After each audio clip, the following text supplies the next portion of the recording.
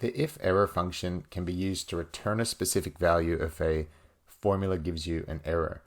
So when we're dividing by things, it will work fine if you've got a number in the numerator and a number in the denominator.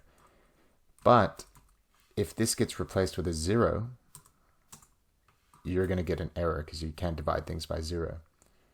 So to get around this, what you can do is use the formula IFERROR, and this is the function, the formula that's being considered. If that produces an error, give me a 0. Great, so if it's a 10, we should still see 10, but if that gets dropped to 0, it becomes 0. Using the IFERROR function can sometimes hide errors though, and a better way to do this would be to say, if this equals 0, give me a 0. Otherwise, give me this divided by this.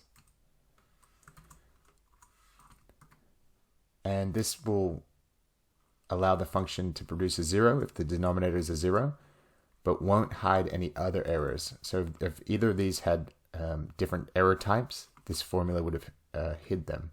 Whereas now it only hides it if it had a 0 in the denominator, if that was the reason for the error.